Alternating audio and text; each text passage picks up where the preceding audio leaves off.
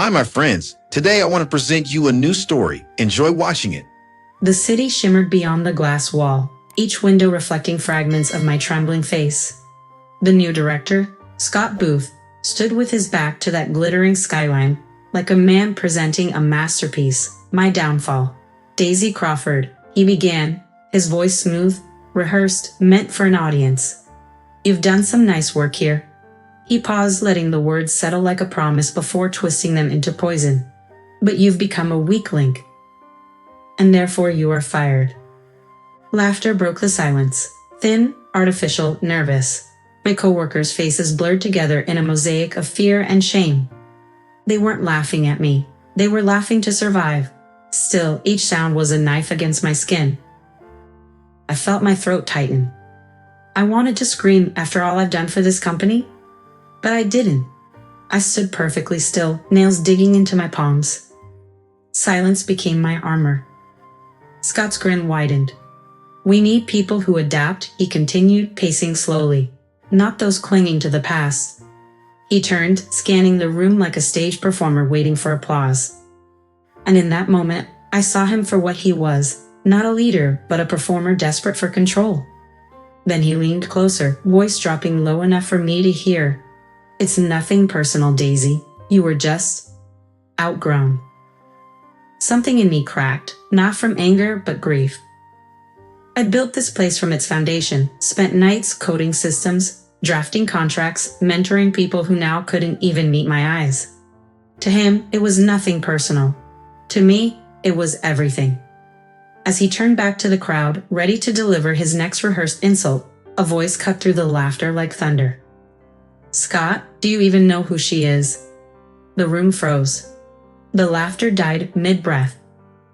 Heads turned. There in the doorway stood Hunter Freeman, the founder, the man whose name shimmered on every wall, but whose face we hadn't seen in years. His gaze was sharp, his tone colder than marble. Scott stammered, Sir, Hunter's eyes didn't leave him. Careful, Scott. Some people here built what you're trying to destroy. And just like that, the air shifted. The humiliation still stung, but beneath it, something fierce began to rise inside me, quiet, patient, dangerous. Because that day, as my world cracked, I realized, revenge doesn't start with rage. It starts with silence. Long before the glass walls and echoing boardrooms, there was only a basement, damp, windowless, and alive with the hum of possibility. We had one desk, 2 flickering lamps, and a coffee maker that coughed more than it brewed. That's where Freeman Technologies was born, though back then, it didn't even have a name. It was just Hunter Freeman, a stubborn visionary with pneumonia in his lungs and fire in his eyes, and me, Daisy Crawford, the girl who refused to give up even when the power shut off mid-pitch. Do you ever think this will work? I'd asked once, staring at the cracked concrete walls. Hunter smiled through exhaustion. It has to, because we don't have a plan B. Those words stayed with me for years. I wrote the first code lines on that old computer. I negotiated our first contract at a diner because we couldn't afford an office. When Hunter's health faltered, I ran meetings in his place. I watched the company crawl, stumble, and eventually rise. Every triumph was carved out of sleepless nights and faith. Then the investors came, bringing polished smiles and empty promises. The board grew. The culture changed. And one day, Hunter, sick, overworked, whispered, If anything happens to me, keep this place alive, Daisy. I did. For 8 years, I carried that vow like a heartbeat. So when Scott Booth arrived, dressed in arrogance and silk ties, the irony nearly broke me. He spoke about modernization, as if the soul of this company was outdated code. He didn't know what it cost us to build it, or what it cost me to keep it alive when everyone else walked away. The empire he admired had once been a basement dream built on loyalty, sweat, and belief. And now, that same loyalty was being used as a reason to erase me. But I wasn't gone, not yet. And I was starting to remember what Hunter once said after our first win. People can steal credit, Daisy, but they can't steal truth. Revenge doesn't begin with fury. It begins with stillness, so quiet it can't be heard, only felt. That was how my war against Scott Booth began, not with shouting, but with silence so sharp it could cut glass. It started small. One morning, I discovered a meeting had been held without me. A scheduling oversight, Scott said, flashing his salesman grin. The next week, my reports were presented under his name. My name simply vanished. At first, I wanted to confront him. But then I remembered something Hunter Freeman once told me. The loudest person in the room is usually the weakest. So, I said nothing. I observed. I watched him charm the board, feed them words I'd written, strategies I'd crafted. I watched him smile as people applauded my ideas from his lips. One evening, long after everyone had gone home, I saw an email thread left open on the shared drive. My hands trembled as I read. We need to phase out legacy leadership before the IPO. Daisy is replaceable. That word, replaceable, burned through me like acid. For the first time in years, I cried right there in the empty office, the hum of the server masking my sobs. Everything I had built was being handed to a fraud. But when the tears dried, something inside me hardened. I started collecting everything. Emails, discrepancies, expense reports. Scott's innovation projects were riddled with lies and creative accounting. I shared small findings, anonymously, with people who owed me quiet favors. I began sending clean, verified data directly to Hunter's private inbox. No response, just read receipts. That was enough. In meetings, I smiled when Scott mocked me. He thought I was fading. He had no idea I was already under his skin, rebuilding what he tried to erase. Because the truth doesn't scream, it waits. And mine was waiting for the perfect moment to strike. Now let's go back to the meeting room on the day I was fired. The room was still trembling from his words when I reached for my folder. The laughter had faded into uneasy silence. I could hear my own heartbeat, steady, defiant.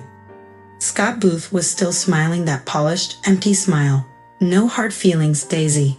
Business evolves. I stood slowly, feeling the weight of every face watching me. Yes, I said quietly, but not everyone evolves with integrity. Hunter's gaze shifted to me, a silent nod.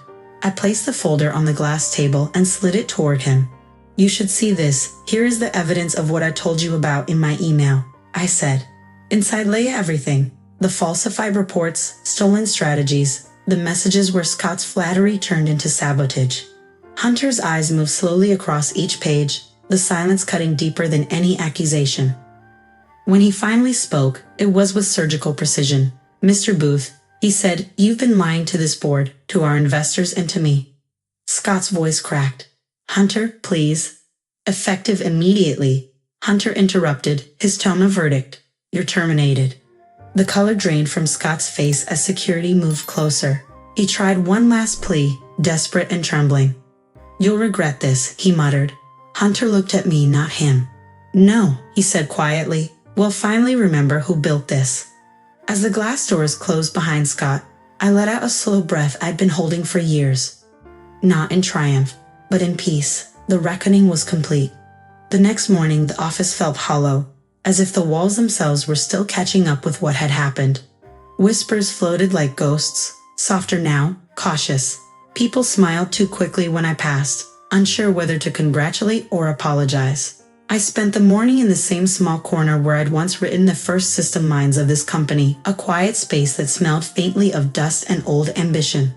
My badge lay on the desk, glinting under the pale light. When Hunter appeared in the doorway, he didn't say much. He didn't have to. You knew it would end this way, he said. I knew it had to, I answered. The truth needed the right audience. He smiled faintly. You've earned the right to stay, Daisy. The board wants you back. As executive director. I shook my head. No, I've already stayed too long in the ruins of my own creation. I looked toward the skyline, the glass wall that had witnessed both my fall and my rise. It's time to build something new, where people remember that integrity matters more than applause. Hunter's hand rested briefly on my shoulder. Then build it, he said. I left the office without looking back. Outside, the city was alive again, raw, imperfect, honest. And as the wind lifted my hair, I realized revenge had never been my goal. It was restoration, and I'd finally restored myself. Friends, what do you think of this story? Write your opinion in the comments. Would you like more stories? Don't forget to subscribe and hit the bell button so you don't miss any videos. See you tomorrow.